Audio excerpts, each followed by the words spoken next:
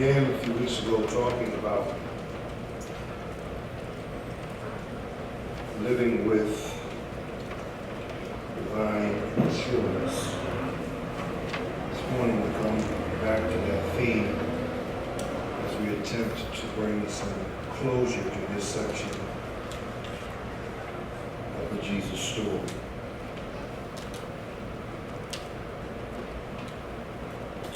It is no secret, and most of us are aware, that we live in the age of the superstar.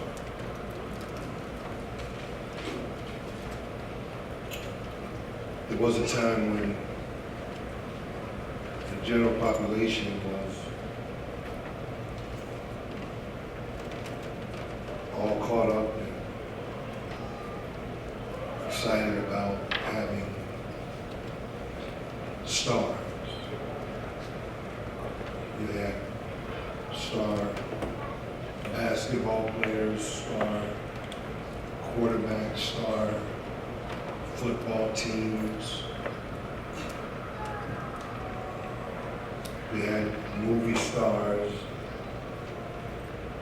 R&B stars, rock and roll stars. But as the age of communication and telecommunication began to broaden and began to expand, it's no longer just stars. We now have to change the language. And now we have superstar. And of course, by definition, a superstar is the person that kind of transcends your regular star. It's the person that is beyond just being a regular old star. You have to give them another title, another identity. They are classified as superstar. It's interesting too because we get this classification, and so you can say, well, what about so and so? And you say, well, yeah, they good. And you say, well, what about them? And then almost, oh yeah, now that person is way, different kind of place, different position altogether. And so you say, well, what about Derek Fisher? He was a great ball player. What about Scottie Pippen? He was a great ball player. But on the same team, the language has to change because while you have Derek Fisher on one side, you got Magic Johnson on the other. And you really can't put the two in the same category. I'm going to help somebody today. And so you say, yeah, boy, that Scottie Pippen was awesome. He was a bad boy. He was great. And same team, same sport, but he ain't no Michael Jordan. Because while both Derek Fisher and Scottie Pippen will be identified as stars, they're not identified as superstars. Isn't it interesting that they even have this, this whole thing that kind of plays out in the life of sports and athletes and what have you. They have the Basketball Hall of Fame. And then you have people that are inducted into the Hall of Fame. And so a few years ago, I took the kids down to Orlando for vacation, and we were there standing in line, and there's one of those long waiting lines for one of those activities and those rides and what have you. And of course, you end up in situations where you can be there. After a while, people in the same area that you kind of become like family. You know, it's almost because you've been there so long, you start knowing names, professions, and all that kind of stuff. So we were having a conversation, one of the fellows that was there in the line, and he was talking about the induction, and they had just placed some people into the Hall of Fame. They happened to be, a couple of them happened to be 76ers and stuff, and they were talking about them and what have you. And they said, well, you know, so-and-so went in, and I said, what about Wally Jones? And he shook and said, no. Because you understand the point that there were people who played basketball that qualified to go into the Hall of Fame, but then there were others who played basketball as well that just didn't seem to make the cut because you have stars and then you have superstars. I mean, this thing is so real that it has even impacted the church. Okay. I mean, for real. All you have to do nowadays to grab a hold of this truth is turn your TV on. The preachers of LA. Please don't act like y'all don't know what I'm talking about. Even if you stumbled up on the show. Even if you happened to flip it on by accident, thinking it was going to be preaching.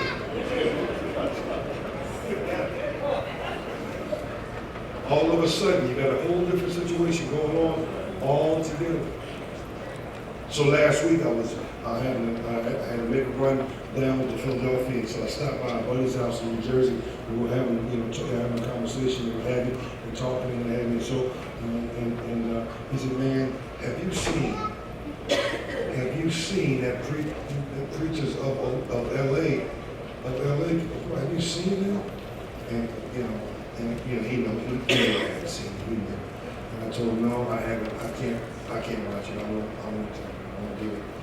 It's just absolutely ridiculous. Of course, when they find out that I haven't seen it, all of a sudden they feel impressed and the need to explain to me what's going on. And so he starts talking about it and what have you. And one of the things that came up was the fact that a couple of them, or one of them has an airplane, something like that. Some kind of aerial transportation or whatever. And so he's talking about it. So I'm saying, I said, really? And they showed it on television? And I'm glad I'm certainly glad now I haven't seen it. They showed it on TV? Yeah. I said, so let me see if I got this straight. In this economy, with most of our people struggling and going through, they get on TV, a national television program, and display their airplane. If I had one, I wouldn't let church folk know. I'm sorry. No, because we live in the age of the superstar. I'm trying to call people back and trying to joggle the mind of people so that we remember the time when in the church there was only one star.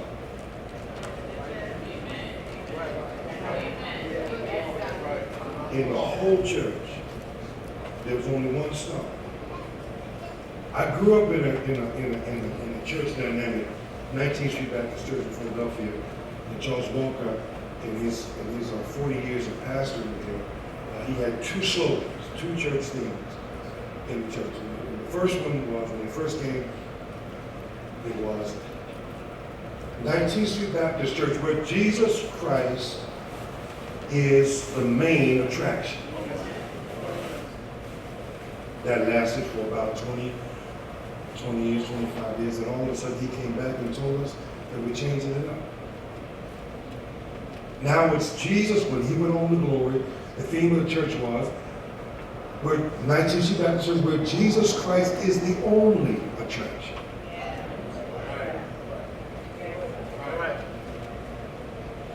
I wonder what happened to the days in the fellowship of the saints in the house of God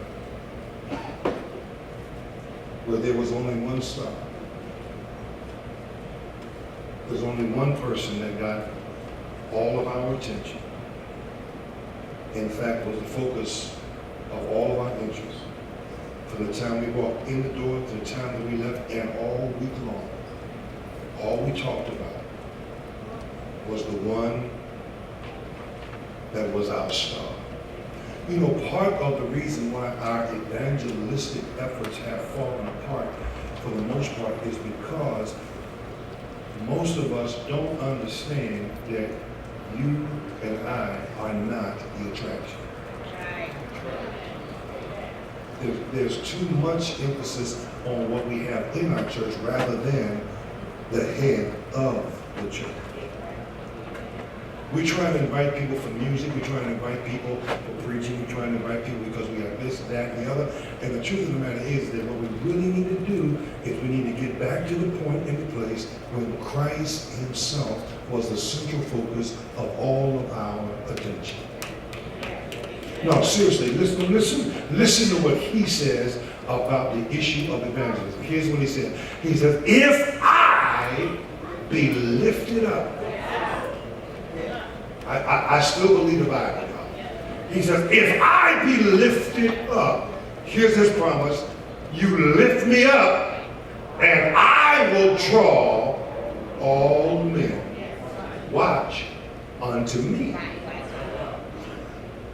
Not to you, not to your beautiful building, not to your wonderful programs, but I will draw all men unto me. The way that we get back to that, the way that we can move back to that position as a congregation, as a fellowship of believers, and as individual Christians, is if we take on the John mindset. John has this level of personal assurance, this level of personal confidence he has in Christ, that he has, that kind of breaks down into his own life, that gives him such a sense of personal assurance that he is settled and comfortable with himself underneath the skin. To the point where he says, I know who I am, and I know who I am because I know who he is.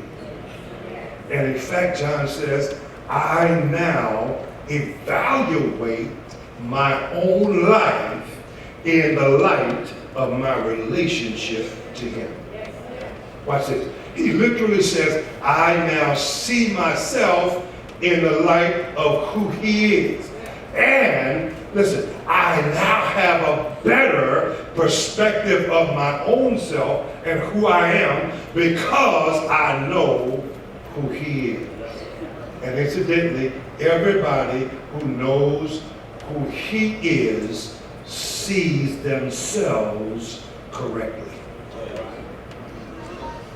They see themselves the way they ought to. Listen to what happens. Two things happen. Beginning in verse 19 down to verse 34. First thing that happens is John says, I know who I am. So they come to him and say, who are you? He says, I'm not the Christ. I'm not the prophet. I'm not Elijah. Here's who I am. I am a voice crying in the wilderness. Watch this. So literally saying, I have settled in my own heart and in my own mind, I know exactly who I am.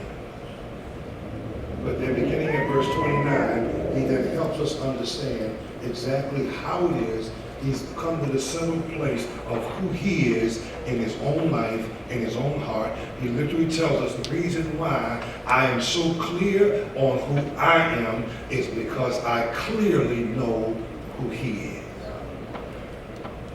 Verse 29, he says, behold the Lamb of God that takes away the sin of the world.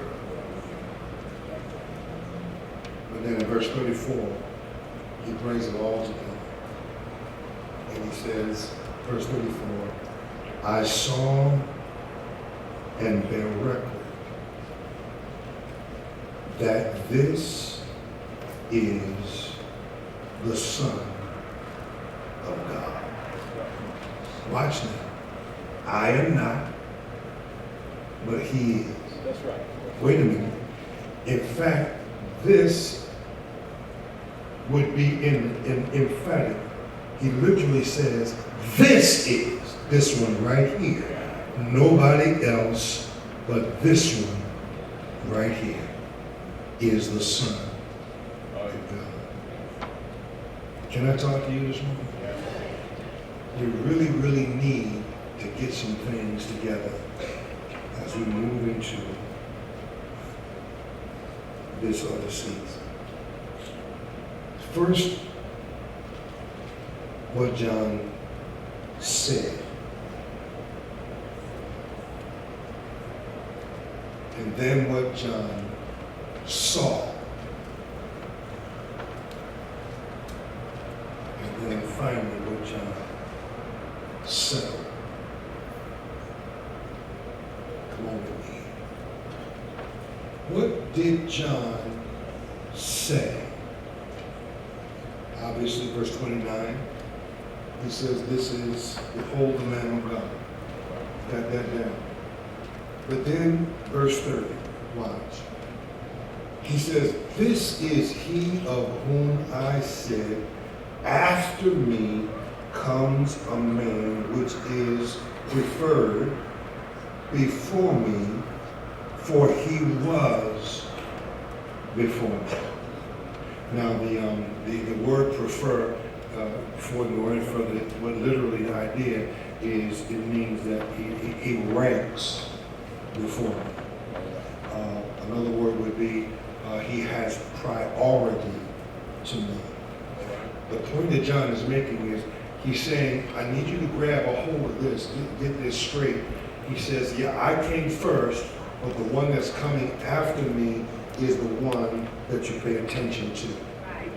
And the reason you pay attention to him is because he ranks, he has priority over me. In other words, John says, grab this, get this. You see me now, but the one that's coming after me is actually the one you want to pay attention to, because literally he was here before I arrived. All right. Come on. In other words, see, you got to grab a hold of this. He deserves to be the main attraction, the only attraction in the house of God, because he was before we were. You understand what I'm saying? In other words, by right of who he is in light of his being. I'm not talking about what he's done. I'm talking about just simply who he is. By right of his being, he deserves to be the attraction.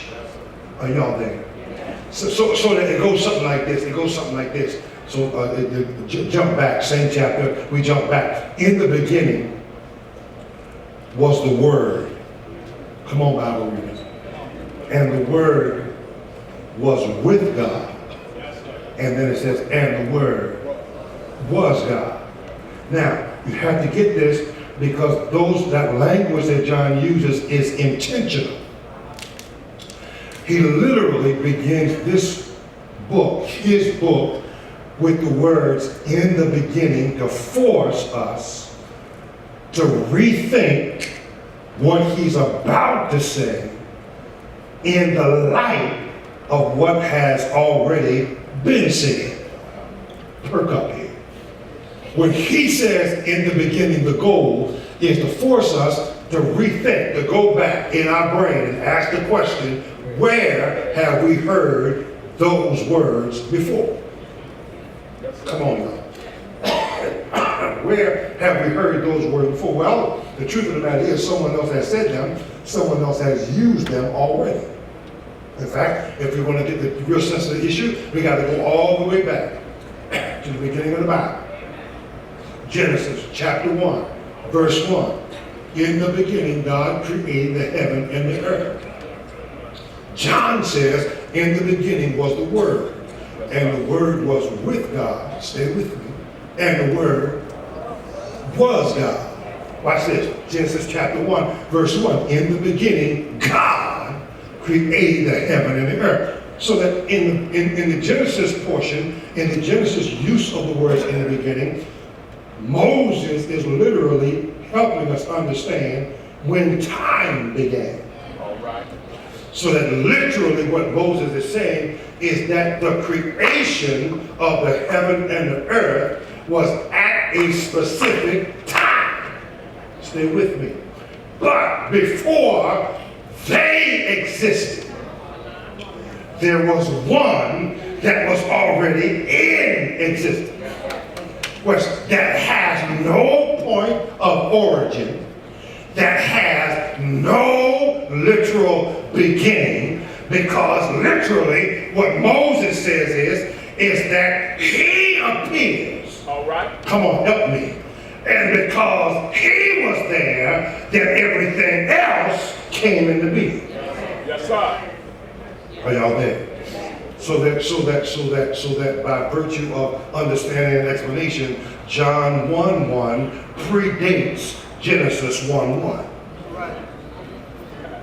So that if you're going to have a point of departure, the truth of the matter is that it ought to be something like this. In the beginning was the Word, and the Word was with God, and the Word was God. The same was in the beginning with God. That's verse 2, chapter 1. And then the third verse says, all things were made by him. Stay with me. And then the next statement should be, by chronological order, in the beginning God created the heaven.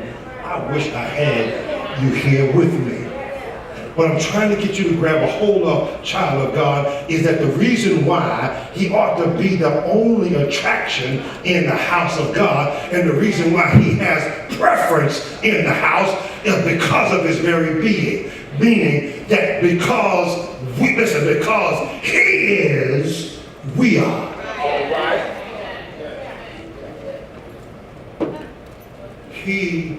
We are, he was. Now y'all. So Johnny, they come to him one day, and they're going back and forth with this thing because they're tired of hearing this stuff about, the law and the transition or transgression wherever they've committed against the law, and this whole thing that Jesus is doing about moving from one place, law, up to grace and all that kind of thing. So they get with him and they say, look, you ain't better than our father Abraham. We are the sons of Abraham. You ain't better than our father. Jesus looks at him and says, before Abraham was. Come on, Bible readers. I need Bible readers here. I need Bible readers. Before Abraham was, I am.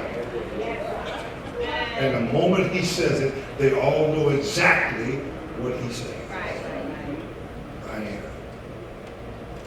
So John says, yeah, I'm here now, but the one that's coming after me is ranked and has priority over me.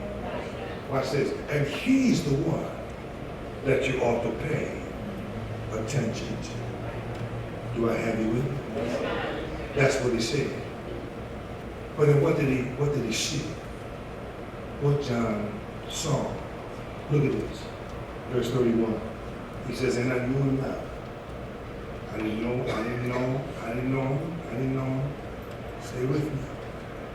But that he should be made manifest to Israel. Therefore am I come baptizing with water. Literally, John says, look, the only reason why I came is to represent him. All right. Stay with me. I didn't even know who he was. No, I didn't know. I didn't know which one of you would be that one. I didn't understand and recognize him physically. I didn't get that. All I knew is that he was on the way. And I came baptizing to prepare the way for him. Wait a minute, verse 32, because y'all ain't with me. You're not looking at it. And John Beverwick is saying, I saw the Spirit. Yes, sir. Descending from heaven like a dove, and it abode on him. Listen, he repeats it, verse 33. And I knew him not. Hold it. But he that sent me to baptize with water, yes, sir, the same said to me, upon whom you shall see the Spirit descending and remaining. That's him. That's the one. That's him. Stay with me. So John, listen, so John says, I tie not only my existence, but the purpose of my life, I literally tie all of that to him. No, I ain't got no doubt. So he says, look, you've come to me to ask me who I am, and I tell you I'm a voice crying in the wilderness. Well, the reason why I'm able to go there and tell you that is because, listen, he says, I literally define myself and my purpose, not just the reason why, not just my existence, but my very purpose, I tie that to him. That's right. I tie everything to him. The one that sent me to baptize with water told me one day that I was going to see the Spirit of God come down from heaven, descend and remain on him, and that's the one that I've come to represent.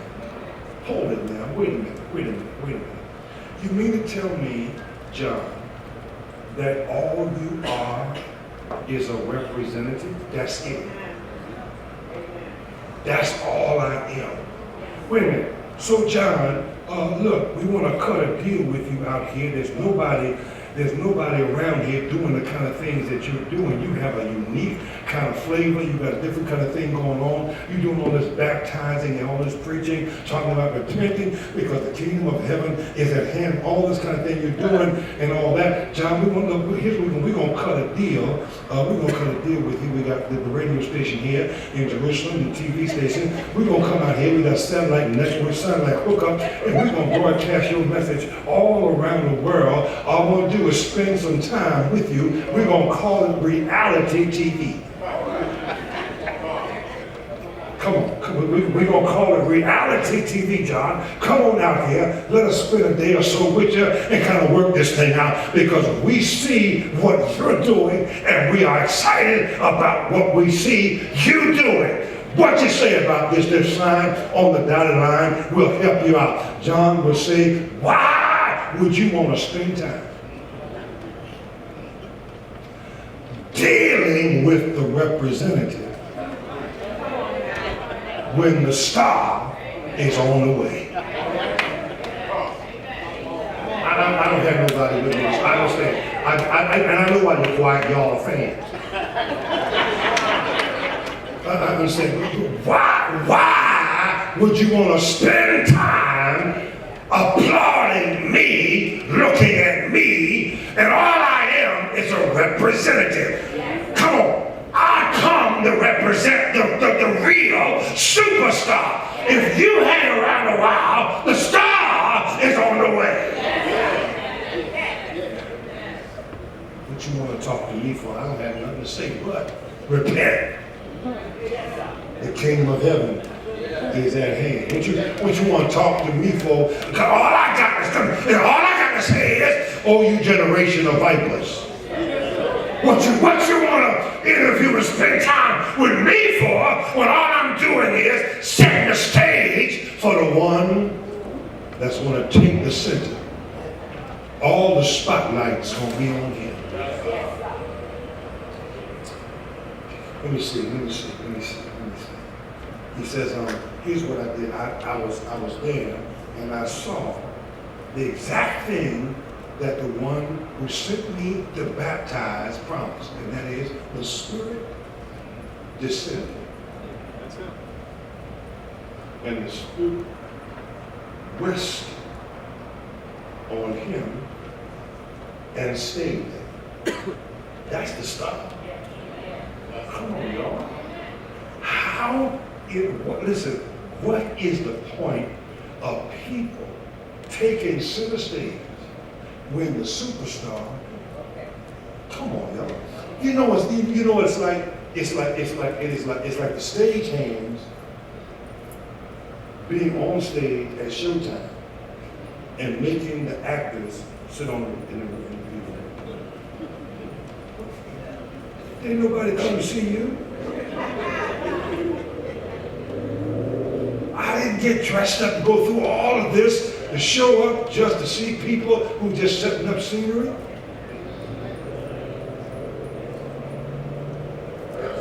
Listen, Mr. Jones and I went, sometime we went to downtown Fences. And Denzel Washington was on, was the star of the show. So we sat down and he came up and did his thing, the whole thing. It was awesome. And I'm gonna tell you right now, if I walked in here and I saw a stagehand trying to recite the lines walking around, I'd grab her and run on out that door so fast. I went right on. We went down and saw Break for Me Motown. I got issues. I love Marvin Gaye. I'm sorry. All right. So I'm sitting there and I'm watching. And it was wonderful, it was awesome. I enjoyed myself. It was great. But you know what? Marvin wasn't on stage. I'm gonna help somebody. Somebody that was playing Marvin. Perk up somebody. Yeah. Stevie wasn't on stage. Somebody that was playing Stevie. Look, the Supremes weren't on stage. Somebody that was playing the Supremes. Are you understand what I'm saying? There is a difference between that which is, the fake and the, acting from that which is the reality. And the reality is that I am not the star. Just like John says, I'm just a voice crying. Did nobody come here to see you? People showed up to see Jesus. Folk want to be delivered, they want to be helped, they want to be whole, they want their lives to change, and none of that stuff happens if you and I are the center of attraction. John says that. He says, I saw. This was the one who sent me promise. The Spirit descended and remained on him. That's what he saw, that's what he said. But then what he said, verse 34, he says, and I saw and I bear record that this one is the Son of God. Yes, Beloved, it is at the moment that you and I settle this issue that we become assured for the rest of our lives. It is when you know for certain that he is the Son of God. Come on. You're no longer questioning, you're not scratching your head trying to figure out, well, maybe, no. He is the Son of God. He is. Beloved, he is. Not me, not you. He is. Not Noel Jones or any of those other guys on that show. He is the Son of God. Wait a minute. And he can heal you. I don't care what the hurt is. He can fix you. He can save you. It doesn't matter who you are, what you've done. It doesn't matter how bleak, how dark your past has. It doesn't matter how awful your sin has been. You may never forgive yourself, but God is able, through Jesus, to forgive you of your sin. He is. Now, I'm done. But I want to say this, and we're going to move on to the next one. Living with this divine assurance can create some problems for the people that you've spent time with. It can cause some tension. Because when you become assured in your own heart, you find yourself unwilling to take on some stuff. And you find yourself unwilling to get involved with some things. And you become unwilling to take what would be considered the norm as the norm. You understand? All of a sudden, your attitude and your mindset begins to shift and to change to the point where you're no longer willing to play games. And you're not willing to get involved with stupid stuff. You don't attach yourself to people or conversations that aren't going anywhere. So you begin to act real strange because you got this assurance. In fact, what they're going to say is they're going to call it arrogance. If you're not careful, they're going to start saying to you that you're arrogant. Well, let me help you out. You're not arrogant, you're confident. And there's a difference between the two. When you are arrogant, you glory in yourself. But when you are confident, you glory in Him.